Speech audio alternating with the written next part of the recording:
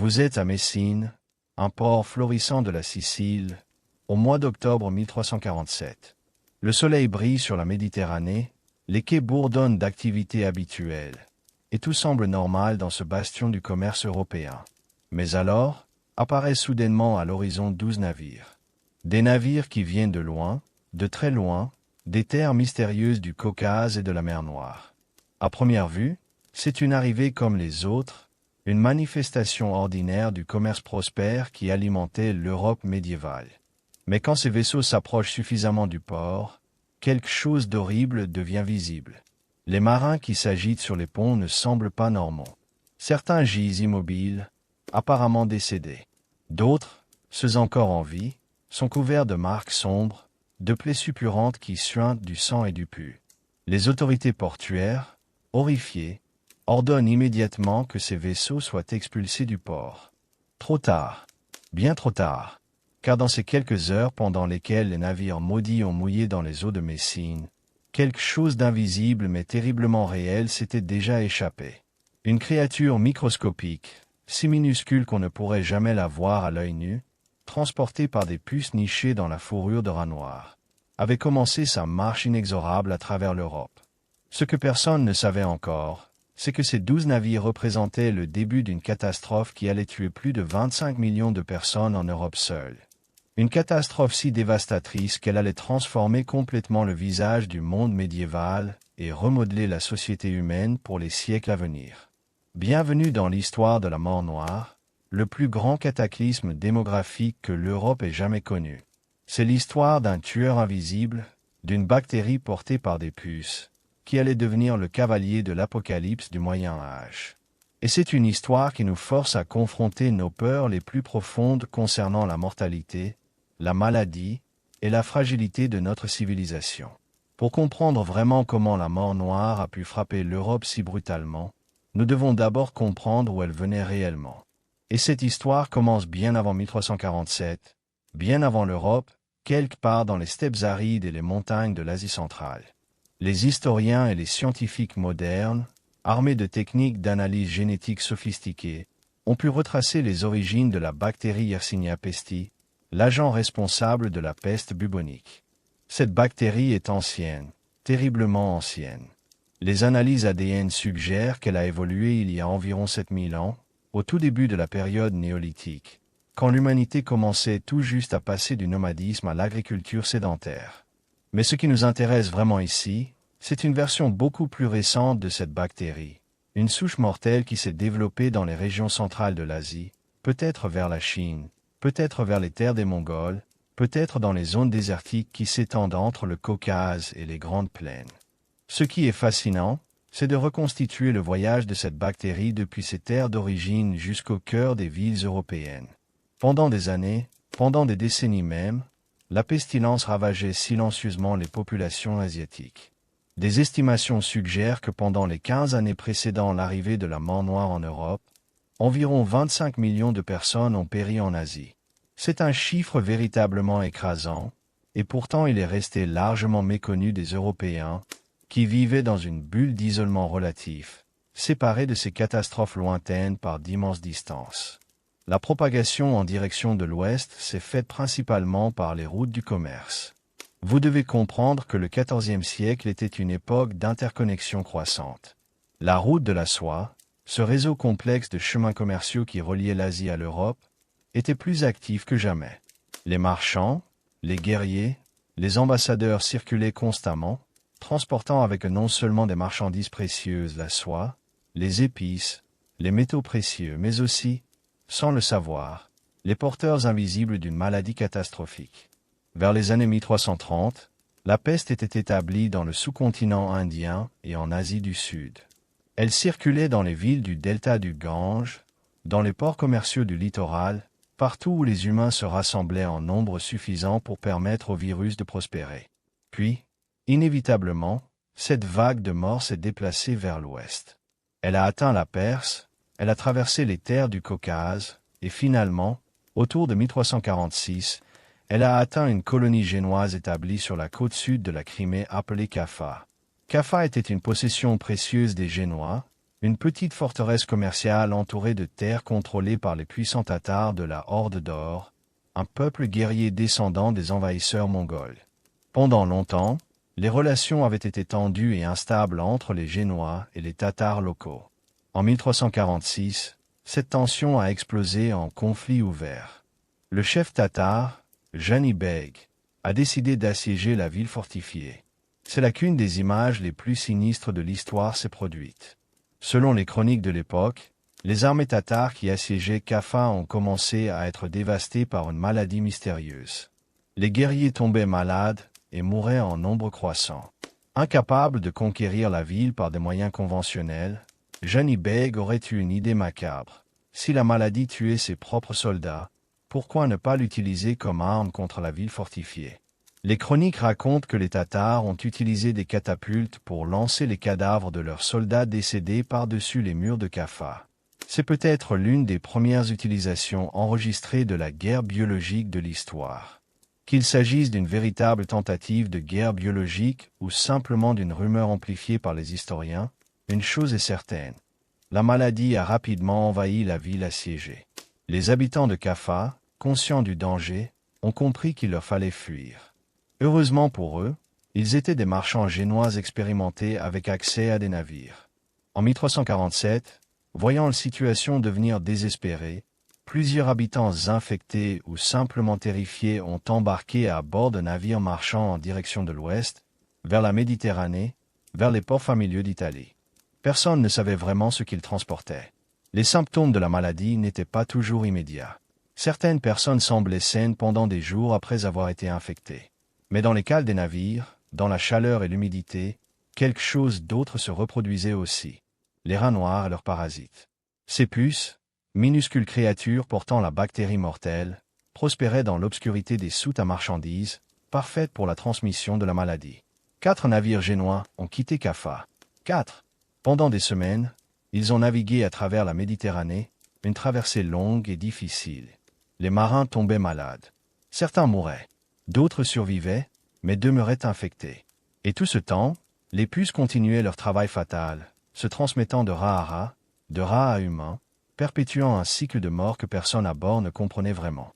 Le moment exact de l'arrivée de la mort noire en Europe est gravé dans les archives historiques avec une précision inévitable. C'était en octobre 1347. 4 navires génois, le nombre exact varie selon les sources entre 4 et 12, mais 4 semblent être le plus fiable, ont approché du port de Messine en Sicile. Messine était l'une des villes les plus importantes de la Méditerranée, un centre d'échange international où les marchands du monde entier se rencontraient pour commercer. Quand ces navires ont été aperçus pour la première fois, il n'y a probablement eu aucune indication particulière que quelque chose était anormal. C'étaient des navires marchands ordinaires, revenant de voyages ordinaires. Mais à mesure qu'ils s'approchaient, quelque chose d'horrible est devenu apparent à quiconque regardait du port. Les marins sur les ponts montraient des signes de maladies graves. Certains étaient clairement décédés. Ceux qui vivaient encore étaient couverts de plaies horribles. Un chroniqueur sicilien qui a témoigné de cette arrivée a décrit de manière mémorable ce qu'il a vu. Les marins étaient couverts de taches noires et d'abcès purulents qui suintaient du sang et du pus. Ces taches noires, c'est probablement d'où vient le nom mort noire, se sont avérées être un symptôme de gangrène ischémique, un assombrissement des tissus causé par le manque de circulation sanguine, une conséquence terrifiante de la forme septicémique de la maladie. Les autorités de Messine, en voyant cette abomination, ont réagi avec le peu de sagesse qu'elles possédaient. Elles ont ordonné aux navires de repartir immédiatement, de ne pas débarquer, d'abandonner le port. Cela aurait pu être une mesure judicieuse, une première tentative de ce que nous appellerions aujourd'hui le contrôle épidémiologique. Mais elle arrivait trop tard. Pendant les heures où les navires avaient mouillé, certains contacts avaient déjà eu lieu. Pire encore, même si les navires avaient été expulsés immédiatement et complètement, le mal était déjà fait. Les rats noirs qui infestaient ces bâtiments, porteurs de puces infectées, avaient commencé à descendre à terre. Ou peut-être que des puces avaient sauté vers d'autres navires dans le port. Il n'en fallait pas beaucoup. Dans les jours et les semaines qui ont suivi cette première arrivée, Messine a commencé à être frappée par une épidémie d'une violence extraordinaire. Les cas se sont multipliés exponentiellement. Des familles entières tombaient malades le même jour. Des quartiers entiers devenaient des zones de peste mortelle en quelques jours. Les hôpitaux, tels qu'ils existaient, se sont rapidement submergés. Les fossoyeurs ne pouvaient pas suivre le rythme des morts. Les vivants, terrifiés et désespérés, ont commencé à fuir la ville par tous les moyens disponibles. Cela a créé une situation catastrophique. En fuyant la maladie, les habitants infectés ou simplement terrifiés transportaient la maladie plus loin. De Messine, la peste s'est propagée à d'autres ports siciliens. Puis elle a sauté à Marseille sur la côte sud de la France. De là, elle s'est divisée, se propageant à la fois par terre et par mer. Elle a atteint la ville portuaire de Tunis en Afrique du Nord. Elle s'est propagée vers le nord, ravageant la Provence française, puis roulant vers l'est jusqu'à Florence et à Rome, au cœur battant du commerce italien médiéval. Le voyage était rapide, facilité par les mêmes routes du commerce qui avaient transporté la maladie depuis l'Asie. En 1348, la mort noire avait atteint la France. Elle s'était établie en Espagne. Elle avait traversé les Alpes en direction de l'Autriche, la Suisse et l'Allemagne. En 1349, elle avait traversé la Manche et ravagé l'Angleterre. En 1350, elle avait atteint la Scandinavie. Tout en moins de 3 ans, une maladie invisible avait propagé sa présence à travers presque tout le continent européen, ne laissant pratiquement aucun endroit épargné. Pendant ce temps, les gens ordinaires ne comprenaient pas ce qui se passait. Ils ne savaient rien de bactéries, rien des puces, rien des rats noirs qui se multipliaient dans les murs de leur maison. Tout ce qu'ils savaient, c'était qu'une maladie mystérieuse, apparemment incurable, était venue parmi eux, et qu'elle tuait plus rapidement et avec plus d'efficacité que n'importe quelle maladie que les générations précédentes avaient jamais connue. Pour vraiment saisir l'impact dévastateur de la mort noire, nous devons comprendre ce qu'était réellement cette maladie, comment elle se propagait, et pourquoi elle était si terriblement efficace à tuer. La bactérie responsable s'appelle Yersinia pestis. Ce n'est que tardivement, dans les années 1890, que les scientifiques occidentaux ont enfin identifié cet agent pathogène spécifique. Un bactériologiste français du nom d'Alexandre Yersin a découvert la bactérie en 1894 pendant une épidémie tardive en Asie du Sud. Mais en 1347, personne ne savait ce qui causait la maladie. Personne ne pouvait voir cet ennemi microscopique qui rongeait les vies humaines. La Yersinia pestis est une bactérie transmise principalement par les puces, en particulier une espèce appelée la puce du rat oriental, la Xenopsila keopi. Voici comment fonctionne le cycle, les puces vivent sur les rats noirs. Quand une puce infectée prend un repas de sang chez un rat infecté, elle devient elle-même infectée. Ensuite, quand ce rat meurt ou quand la puce le quitte, elle cherche un nouvel hôte. Et c'est là que commence la tragédie humaine. Quand une puce infectée pique un humain, elle régurgite une petite quantité de sang infecté contenant des milliards de bactéries dans la plaie. Alternativement, la puce pourrait laisser des fesses infectées sur la peau, que la personne gratte involontairement, inoculant les bactéries directement dans le flux sanguin. En quelques heures seulement, parfois en quelques minutes, les bactéries commencent à se multiplier exponentiellement dans le corps humain. Mais la Yersinia pestis peut aussi se propager d'une autre manière, par inhalation. Si une personne infectée produit des gouttelettes respiratoires, en toussant, en éternuant, et qu'une autre personne les inhale, le virus peut se transmettre directement d'humain à humain. C'est ce qu'on appelle la forme pneumonique de la maladie. Cette forme était particulièrement horrifiante parce qu'elle était presque certainement mortelle. Une personne infectée par la forme pneumonique de la peste avait pratiquement aucune chance de survie, généralement mourant dans les 3 à 7 jours. La forme la plus commune pendant la mort noire était probablement la forme bubonique. Et les symptômes que cette maladie produisait étaient horrifiants. Quelques jours après l'infection, généralement entre 2 et 12 jours, une personne infectée commencerait à développer une fièvre.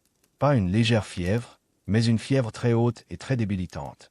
La personne serait brisée par les frissons et les sueurs, son corps semblant de plus en plus mal coordonné.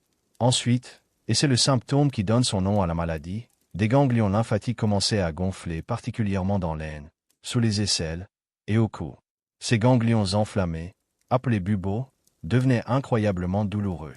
Imaginez cela, une enflure chaude, sensible, de la taille d'une pomme ou d'un œuf, qui palpite d'une douleur aiguë à chaque mouvement. Pendant ce temps, d'autres symptômes pénibles se manifestaient. Des vomissements, de la diarrhée, une douleur articulaire et musculaire si grave que de nombreuses personnes ne pouvaient plus bouger, une sensation de brûlure intestinale que rien ne pouvait soulager. L'un des poètes italiens de l'époque, Giovanni Boccaccio, qui a survécu à la mort noire à Florence, en a donné une description particulièrement vivide. Il écrivit que chez les femmes comme chez les hommes, au début de la maladie, certains gonflements apparaissaient, soit dans l'aine soit sous les aisselles, gonflant à la taille d'une pomme commune, ou pour d'autres, à la taille d'un œuf, certains plus grands, certains plus petits. Et le peuple les appelait peste-boile. Si la maladie progressait sans tuer la personne dans ses premières phases, elle pouvait évoluer en ce qu'on appelle la forme septicémique, où les bactéries envahissaient le flux sanguin lui-même. Dans ce stade, quelque chose d'absolument horrible se produisait.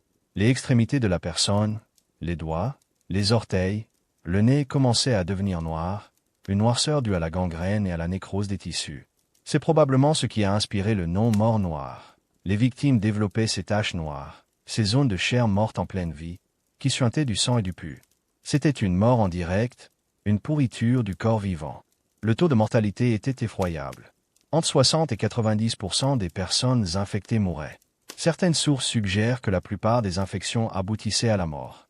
Et la vitesse était écrasante. Contrairement à d'autres maladies qui pouvaient s'étirer pendant des semaines, la mort noire tuait souvent en quelques jours. 3 ou 4 jours, parfois moins. Une personne semblait en bonne santé le matin, souffrait intensément l'après-midi, était mort avant le coucher du soleil. Ce qui rendait tout cela encore plus terrifiant, c'était l'apparence aléatoire du virus. Quelque chose dans la transmission signifiait qu'il n'y avait aucun moyen de prédire qui contracterait la maladie. La proximité familiale semblait importante. Vivre avec une personne infectée augmentait considérablement votre risque, mais le virus ne discriminait pas vraiment. Les riches et les pauvres, les jeunes et les vieux, les saints et les pécheurs tombaient tous malades. Les travailleurs agricoles à l'extérieur des villages, les marchands dans les ports, les moines dans les monastères, les nobles dans leurs châteaux, tout le monde était vulnérable. Pour vraiment comprendre l'impact de la mort noire, il faut imaginer ce que c'était de la vivre, de résider dans une ville qui était transformée en lentement, jour après jour, en un cimetière vivant. Prenez Florence, par exemple. Florence en 1348 était l'une des villes les plus puissantes et les plus cultivées d'Europe. C'était un centre de commerce florissant, une ville d'environ 85 000 habitants, où les plus grands peintres, sculpteurs et penseurs de l'époque créaient leurs œuvres. C'était une ville de diversité et de vie. Et puis, en l'espace de quelques semaines, la mort noire s'était établie. Les cas se sont multipliés. Et puis exponentiellement. Et puis, finalement, la mortalité s'est accélérée au-delà de tout ce que les habitants pouvaient compréhender. Boccaccio, qui vivait à Florence pendant le pire de l'épidémie, a laissé un témoignage détaillé de l'horreur. Il décrivit comment, au début, les gens essayaient de continuer la vie normalement. Les magasins restaient ouverts. Les églises restaient en service. Mais rapidement, très rapidement, la situation s'était dégénérée. Des familles se disaient adieu le matin et se retrouvaient presque tous décédés avant le coucher du soleil. Des parents abandonnaient leurs enfants malades plutôt que de risquer l'infection. Des enfants, si tant est que certains aient survécu, abandonnaient leurs parents. Les liens familiaux, qui avaient toujours été sacrés dans la société médiévale, commençaient à se désintégrer sous la pression de la peur primale de la mort. Les funérailles, ce rite solennel qui avait toujours été un pilier des traditions chrétiennes en Europe, ont commencé à s'effondrer. À Paris, selon certains chroniques, le taux de mortalité à son paroxysme était si élevé que la ville devait enterrer environ 800 cadavres par jour. 800.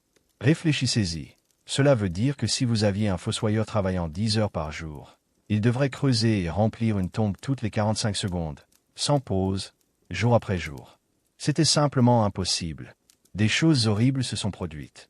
Dans certaines villes, les cadavres se sont accumulés plus vite qu'il n'était possible de les enterrer. Les corps s'entassaient dans les rues. Ils flottaient dans les rivières.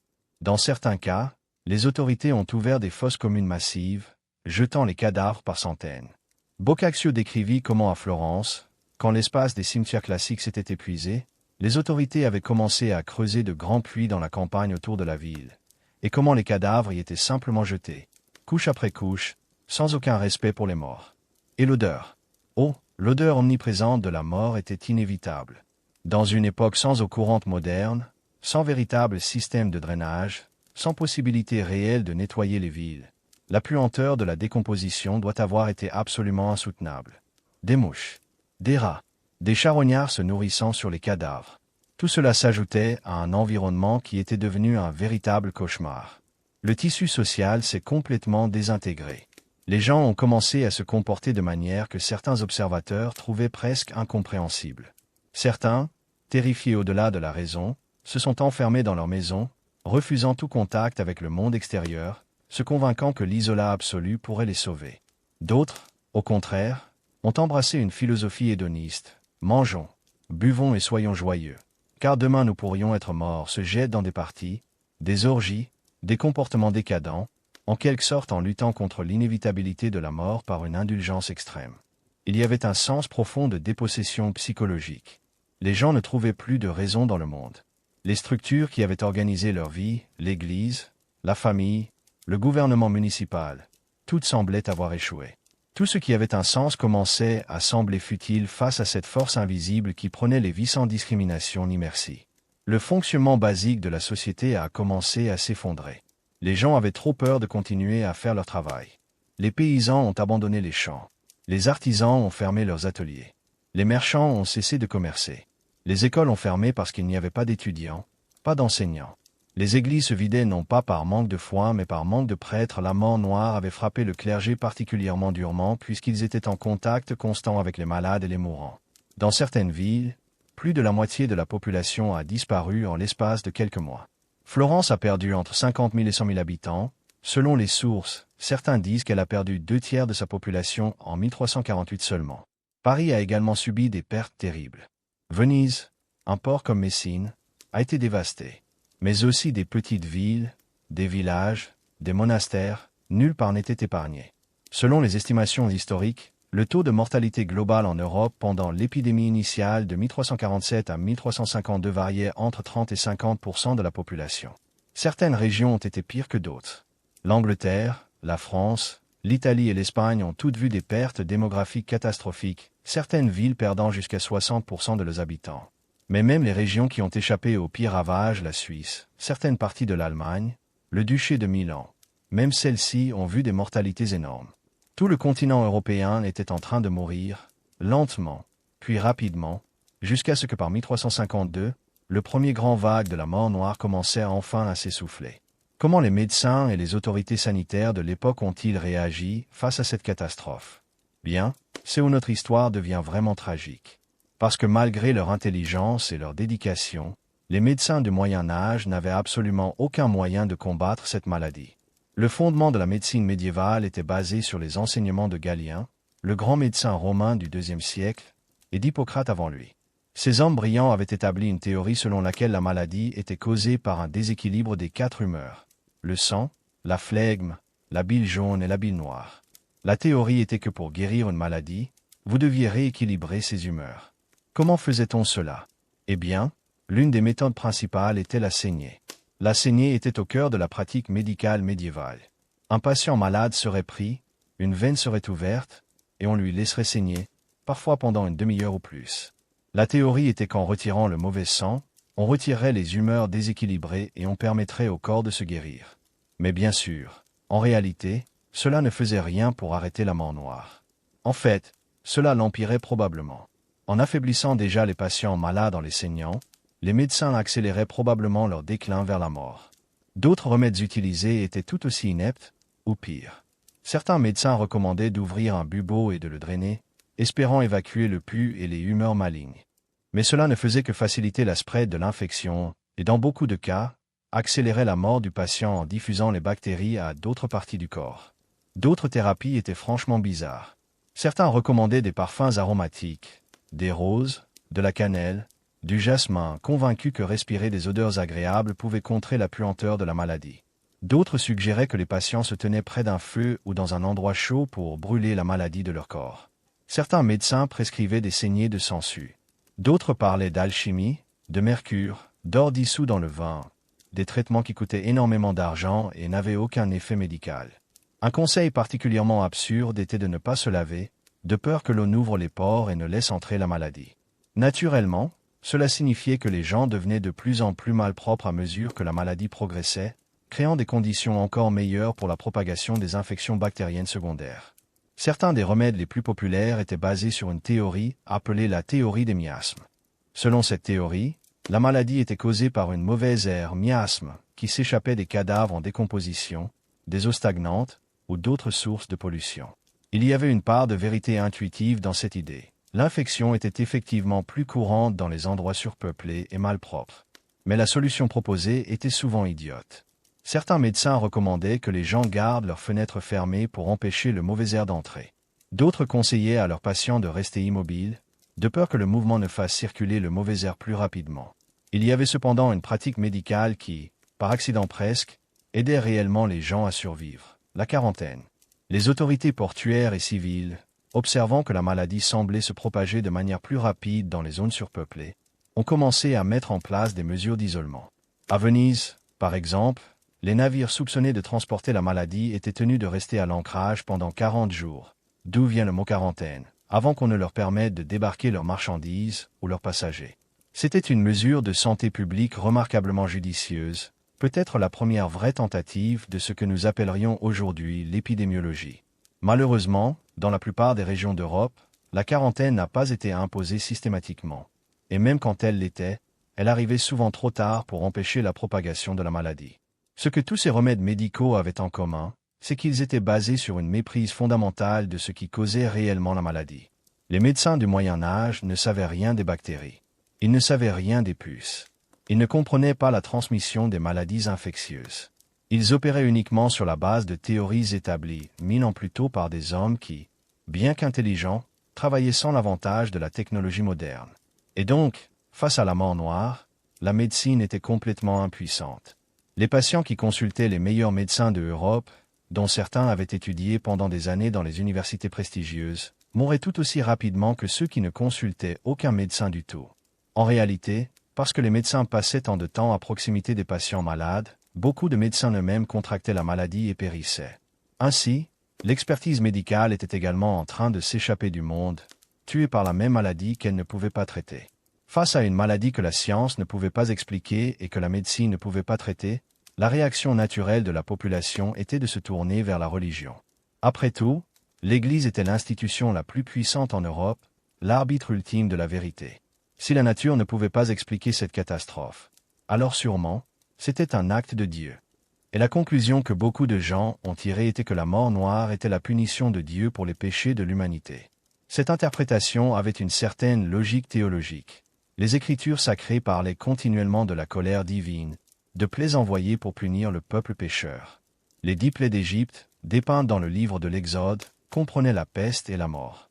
Donc, quand une véritable peste s'abattait sur l'Europe, il semblait naturel à beaucoup que ce soit une manifestation de la colère divine. Mais cela soulevait aussi un problème théologique troublant. Si Dieu punissait les péchés, comment expliquer pourquoi les pécheurs survivaient quand les justes mouraient? Comment les enfants innocents, les saints, les prêtres pieux mouraient-ils en nombre disproportionné? Cela ne correspondait pas à un ordre moral cohérent. Et donc, certaines personnes en ont conclu à une explication troublante, que Dieu avait simplement perdu patience avec l'humanité, que la mort noire était peut-être une étape vers la fin des temps prédite par le livre de l'Apocalypse. Les prédications religieuses du temps reflétaient cette peur apocalyptique. Les prêtres parlaient régulièrement de la fin du monde, de l'imminence du jugement dernier. Certains groupes religieux radicaux ont éclaté, proclamant qu'ils connaissaient les vraies causes de la maladie et les vraies méthodes pour l'arrêter. L'un des mouvements religieux les plus troublants qui est émergé pendant la mort noire était celui des flagellants, des personnes qui croyaient que l'automortification pouvait arrêter la colère divine.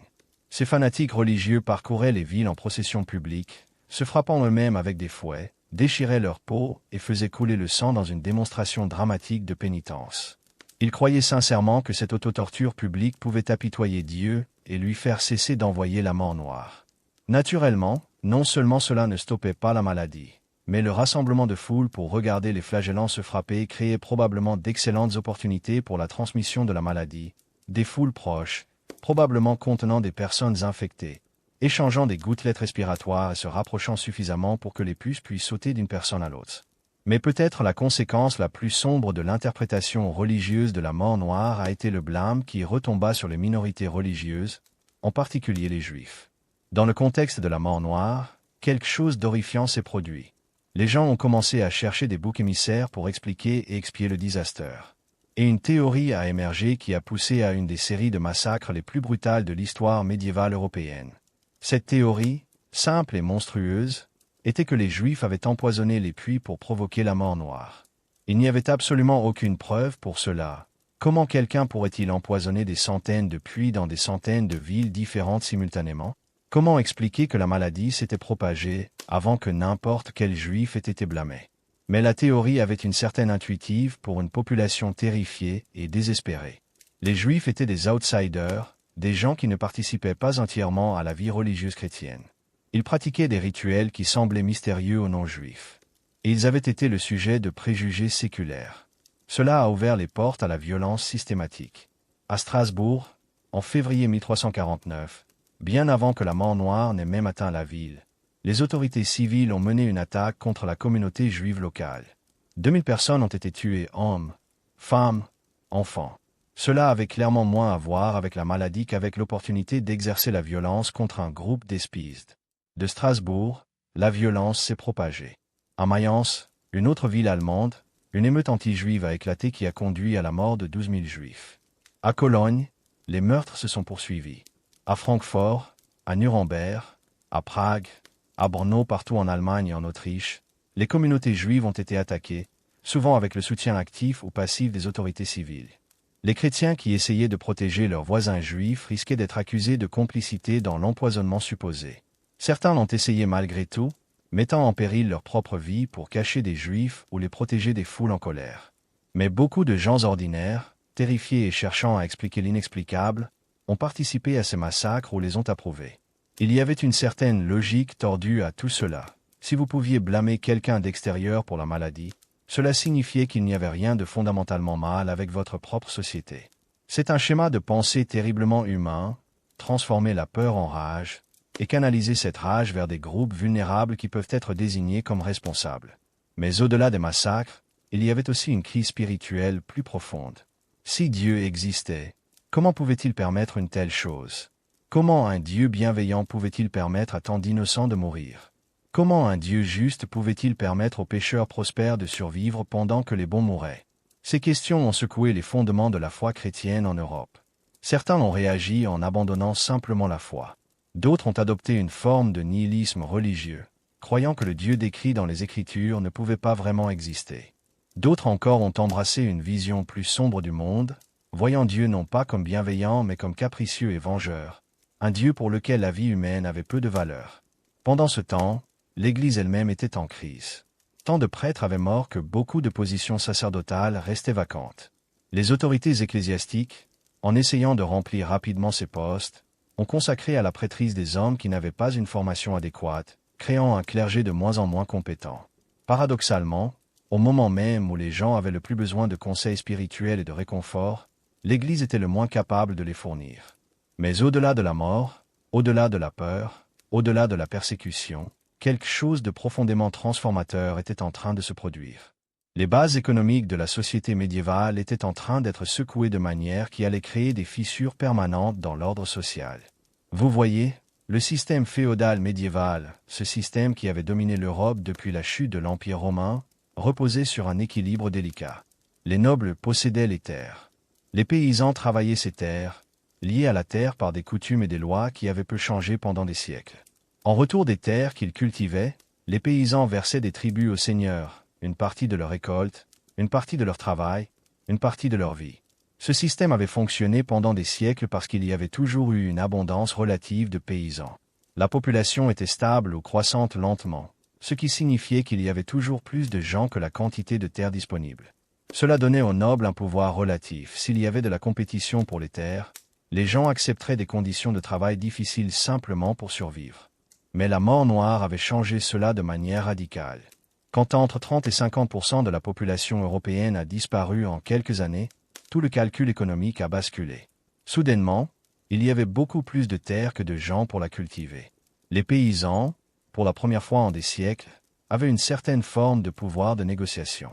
Si un seigneur les traitait mal, il pourrait simplement s'en aller et trouver du travail ailleurs. Il y avait soudainement une pénurie aiguë de main-d'œuvre, et les employeurs comprenaient qu'ils devaient offrir de meilleurs termes pour attirer les travailleurs.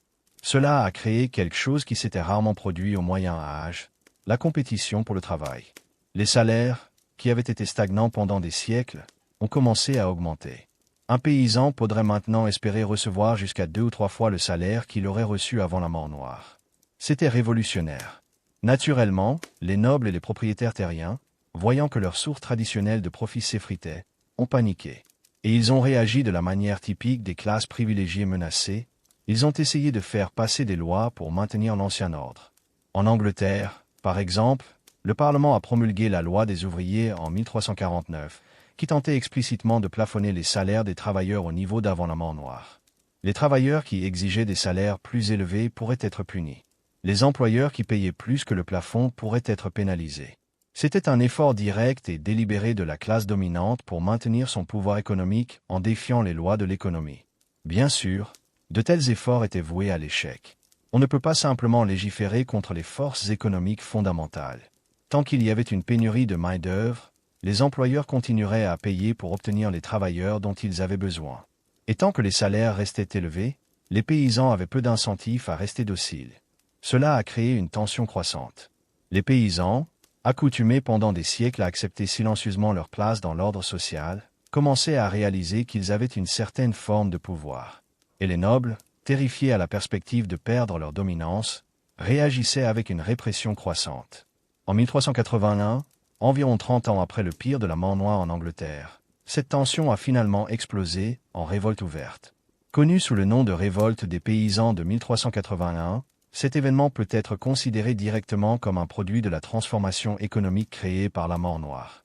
Des dizaines de milliers de paysans se sont rassemblés, armés de fourches et de bâtons, dirigés par des figures charismatiques comme Wat Tyler et Jacques Straw. Ils ont marché sur Londres avec une série de demandes révolutionnaires, l'abolition du servage, l'égalité des droits, une fin aux impôts oppressifs. Pendant un moment, il semblait vraiment que la classe paysanne des îles britanniques était sur le point de renverser l'ordre féodal tout entier. Naturellement, la révolution a finalement échoué. Les nobles ont su exploiter les divisions au sein du mouvement paysan. Mais ce qui est important à noter, c'est que cette révolte était directement un produit du vide de pouvoir créé par la mort noire. Sans l'épidémie, sans l'effondrement dramatique de la population qui avait rééquilibré le rapport de force entre employeurs et travailleurs, cette révolte n'aurait jamais pu se produire. Et même si la révolte elle-même a échoué, les dynamiques économiques qu'elle représentait n'ont pas disparu. Pendant le reste du XIVe siècle et au-delà, les paysans ont continué à jouir d'une certaine amélioration de leurs conditions de travail et de leurs salaires, comparés au siècle précédent. Lentement, graduellement, le système féodal a commencé à se désintégrer, remplacé par des arrangements économiques plus modernes. En tant que les années passaient et que les décennies succédaient aux décennies après la grande épidémie de la mort noire, les vraies conséquences longue durée commençaient à devenir apparentes. Oui, la population avait diminué drastiquement, des millions de personnes avaient disparu. Mais en quelque sorte, cette catastrophe avait aussi créé des conditions pour une transformation radicale de la société européenne. Prenons d'abord le point de vue purement économique. Vous auriez pu supposer qu'une perte massive de population serait catastrophique pour l'économie à long terme. Après tout, moins de personnes signifie moins de productivité, moins de commerce, moins de richesse générale. Et les premières années après la mort noire ont en effet été marquées par un effondrement économique. Les villes se vidaient, le commerce s'interrompait, les routes devenaient dangereuses. Mais ce que beaucoup de gens ne réalisaient pas, c'est qu'avec le temps, cette réduction de la population pouvait créer une certaine forme de prospérité pour les survivors. Parce qu'il y avait maintenant moins de gens partageant les ressources d'Europe, chaque personne restante avait accès à plus de terres, plus de nourriture, plus de ressources générales. Les salaires augmentaient. Les conditions de vie s'amélioraient pour les travailleurs. Il y avait plus d'opportunités pour la mobilité sociale. Pour la première fois dans l'histoire médiévale, une personne née dans la pauvreté avait une chance réelle de s'élever. Un paysan ingénieux pourrait apprendre un métier, devenir artisan, puis établir son propre atelier. Un fils de paysan pourrait devenir marchand. Les apprentissages et les guildes, qui contrôlaient les métiers, ont dû devenir un peu moins restrictifs simplement parce qu'il n'y avait pas assez d'artisans pour remplir les positions disponibles. Les femmes ont également connu certaines améliorations relatives de leur situation. Puisque tant d'hommes avaient péri, il y avait des opportunités pour les femmes de prendre des rôles qui leur avaient traditionnellement été interdits. Certaines femmes se sont impliquées davantage dans les affaires familiales. Certaines ont hérité des propriétés et des commerces. Bien sûr, ces améliorations étaient modestes comparées aux normes modernes, mais elles représentaient un progrès par rapport à la réalité féodale antérieure. Les villes elles-mêmes ont changé. Beaucoup avaient été dévastées pendant la mort noire, et quand la population a commencé à se rétablir, les villes ont été reconstruites avec de meilleures planifications. Les rues devenaient plus larges, mieux drainées. L'assainissement s'améliorait. Bien que les gens de l'époque ne comprenaient pas vraiment pourquoi ces changements importaient, ils ne savaient pas que la maladie était transmise par les puces et les rats, pas par le mauvais air. Les améliorations dans les conditions de vie ont néanmoins aidé à réduire la transmission des maladies infectieuses en général. Il y a également eu un déplacement du pouvoir politique.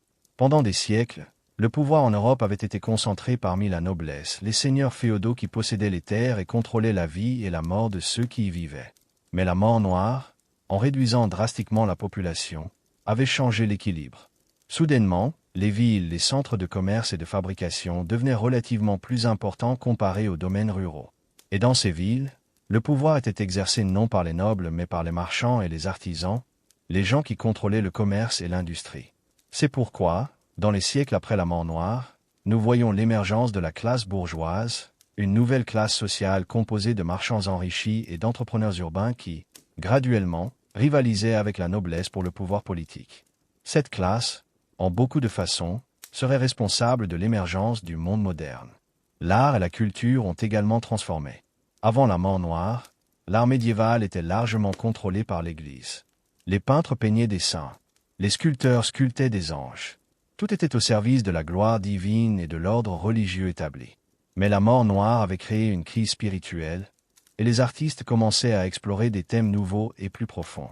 Ce changement s'est manifesté dans le mouvement littéraire et artistique qu'on appellerait la Renaissance, qui commençait à émerger en Italie au XIVe et XVe siècle. Les artistes et les penseurs de cette période commençaient à se tourner vers les sources classiques gréco-romaines, cherchant une sagesse qui n'était pas contrôlée par l'Église. Ils commençaient à étudier l'anatomie réelle des corps humains, plutôt que de peindre les figures stylisées prescrites par la tradition ecclésiastique. Ils exploraient la psychologie, l'émotion, la dignité humaine. C'est dans ce contexte, dans le vide de l'ordre médiéval qui s'effondrait, que la Renaissance s'est développée, un mouvement qui recentrerait l'Europe sur l'humanité plutôt que sur la divinité. Et sans la mort noire, sans la destruction de l'ancien ordre, il est difficile d'imaginer comment une telle transformation aurait pu se produire. Une des expressions culturelles les plus frappantes qui sont émergées directement de l'expérience de la mort noire était un genre d'art et de littérature appelé la danse macabre, ou en français, la danse de la mort. Ce qui était particulièrement intéressant à propos de la danse macabre, c'est qu'elle représentait une sorte de démocratisation de la mort. Avant la mort noire, l'art médiéval tendait à peindre la mort comme quelque chose qui arrivait aux rois et aux popes, les grands personnages de l'histoire, choisis par Dieu pour rencontrer leur destin.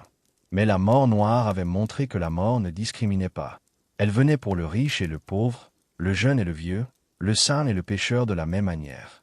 La danse macabre explorait ce thème. Des images montreraient une procession de figures de statuts très différents, un roi, un pape, un chevalier, un paysan, une prostituée, un enfant, tous dansant ensemble, tous menés par la mort elle-même, généralement personnifiée comme un squelette ou une figure de squelette. L'image était à la fois profonde et troublante. Elle suggérait que quel que soient vos statuts sociaux ou vos réalisations terrestres, la mort était le grand égalisateur. Elle viendrait pour vous aussi. Et quand elle le ferait, votre richesse et votre pouvoir ne vous sauveraient pas. Cette thématique s'est manifestée de nombreuses façons. Il y avait des poèmes, des chansons, des pièces de théâtre, tous explorant le thème de la danse macabre. Il y avait des sculptures et des peintures murales dans les églises.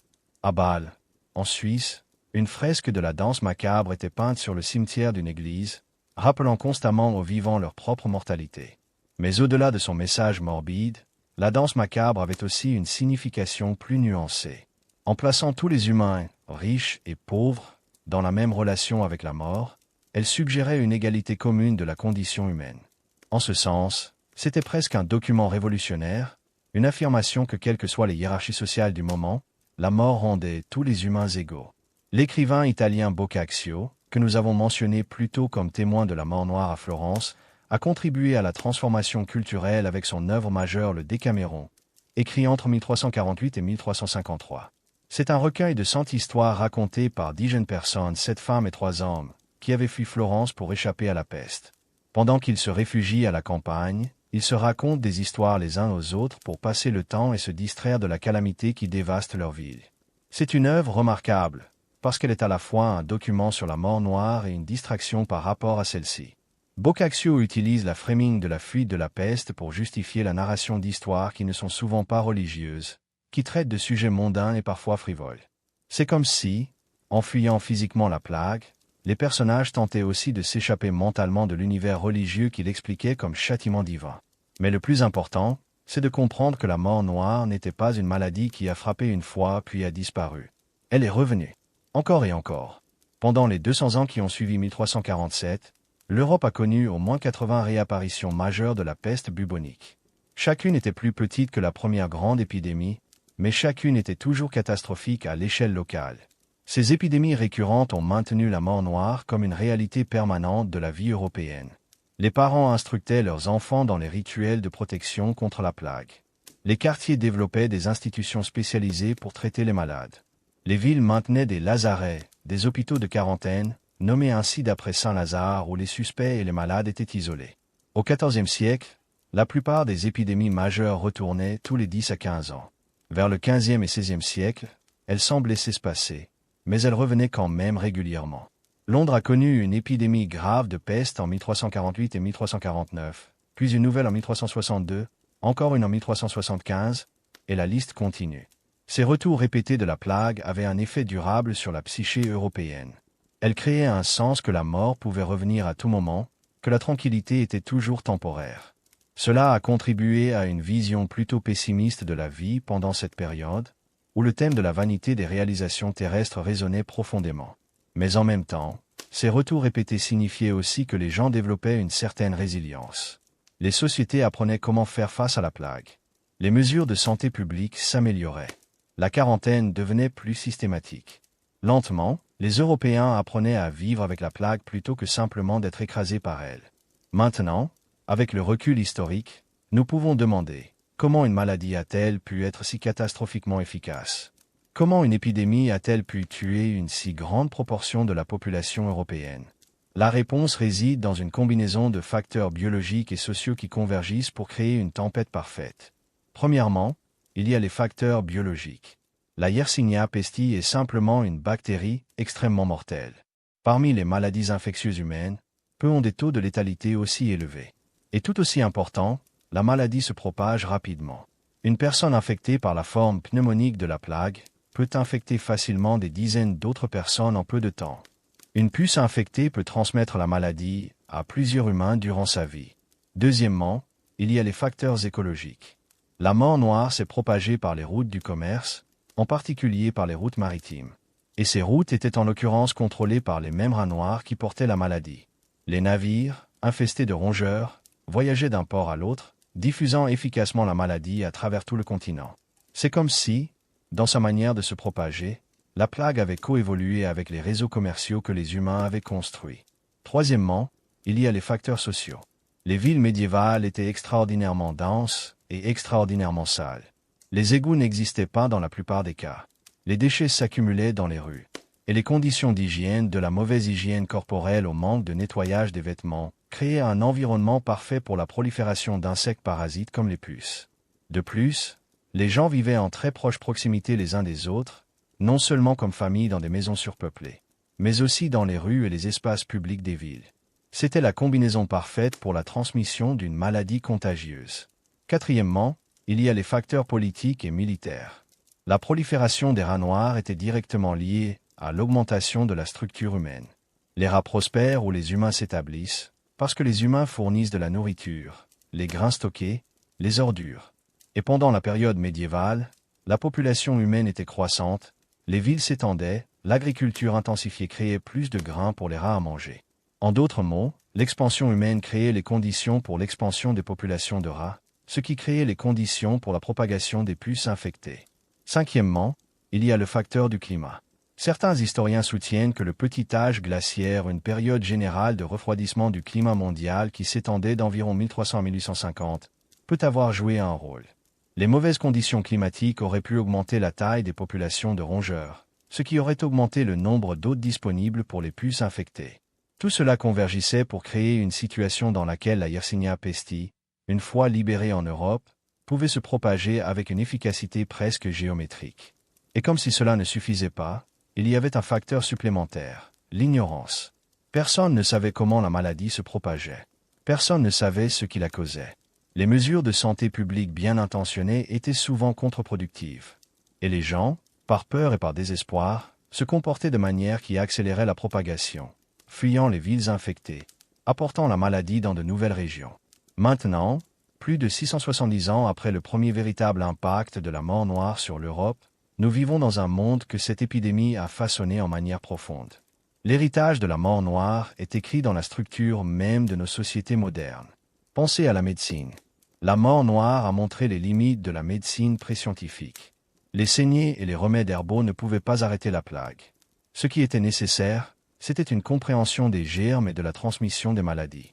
Et bien que cela aurait encore fallu attendre jusqu'au XIXe siècle pour être compris, la mort noire a planté une graine de doute dans l'esprit des gens concernant les anciennes autorités de santé.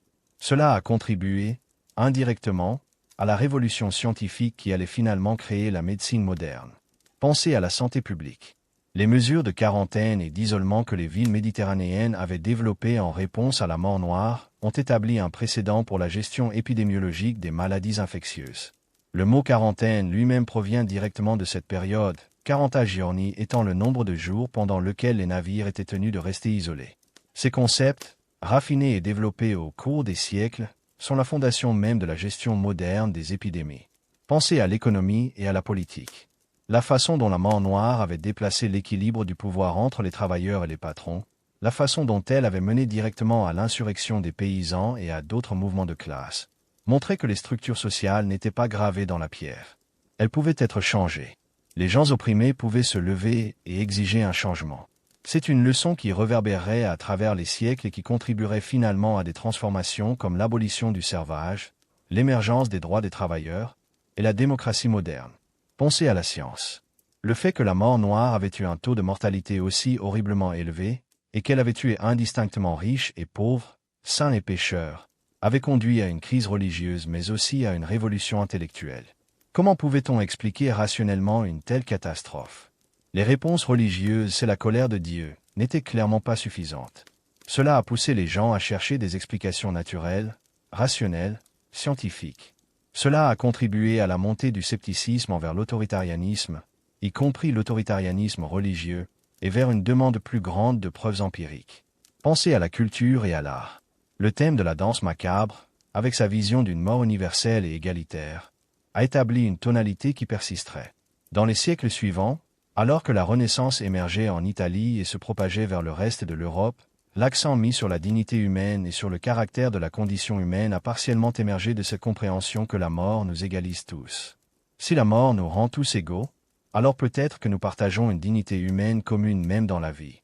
C'est une idée profonde, et c'est l'une des raisons pour lesquelles nous pouvons tracer une ligne directe de la mort noire aux idées des droits humains universels. Pensez à la démographie et à la population mondiale. La mort noire a tué, selon les estimations les plus conservatrices, environ 75 millions de personnes en Europe, en Asie et en Afrique. C'était l'événement de mort de masse le plus important de la prémodernité. Et pourtant, quelque chose de remarquable s'est produit. Les populations humaines se sont rétablies. En fait, en quelques siècles, la population mondiale était non seulement de retour à ses niveaux d'avant-plague, mais elle avait dépassé ces niveaux. Cela nous a montré quelque chose d'important sur la résilience des populations humaines et sur notre capacité à nous rétablir, même des catastrophes majeures. Et enfin, pensez à la façon dont la mort noire nous a rappelé quelque chose que nous oublions souvent dans nos sociétés modernes, confortables et sûres, la fragilité de la civilisation. Nous pensons à la civilisation moderne comme quelque chose de robuste, capable de résister à presque tout. Mais la mort noire a montré à quel point tout peut s'effondrer rapidement lorsqu'une maladie infectieuse mortelle se propage. C'est une leçon qui a résonné à travers les siècles, et qui est devenue particulièrement pertinente au cours du dernier siècle, avec la grippe espagnole de 1918 et plus récemment avec la pandémie de Covid-19. En étudiant la mort noire, nous sommes confrontés à une question inconfortable. Avons-nous appris les leçons que nous aurions dû apprendre? 600 ans de technologie, de science et de développement médical nous séparent de la mort noire. Et pourtant, quand le Covid-19 a frappé le monde en 2020, beaucoup de nos réponses ont été peu mieux que celles de l'Europe médiévale. Nous avons eu accès aux sciences microbiologiques. Nous connaissions comment les maladies infectieuses se propagaient. Et pourtant, nous avons tous douté de nous-mêmes, refusant de porter des masques, niant le sérieux de la maladie, ou s'engageant dans une politisation déplorable de la réaction de santé publique. Il y a certains parallèles frappants. Tout comme pendant la mort noire, nous avons vu des gens chercher des boucs émissaires, les Chinois, les vaccins, les autorités sanitaires. Tout comme au Moyen Âge, nous avons vu la désinformation se propager à une vitesse incroyable, beaucoup plus rapide que la vérité. Tout comme pendant la mort noire, les autorités ont dû mettre en place des mesures qui subvertissaient le fonctionnement normal de la société. Des fermetures de magasins, des interdictions de voyager, des limitations des rassemblements publics. Mais peut-être que c'est là la leçon la plus importante. peu importe comment notre civilisation se développe, peu importe combien de technologies nous accumulons, nous demeurons vulnérables à la nature. Une bactérie, un virus, quelque chose de microscopique, quelque chose que nous ne pouvons pas voir sans le microscope, peut soudainement basculer tout ce que nous tenons pour acquis. La mort, en fin de compte, reste le grand égalisateur. La mort noire était un événement catastrophique. Elle a tué des millions de personnes. Elle a dévasté les économies. Elle a transformé les sociétés. Elle a remis en question la foi religieuse.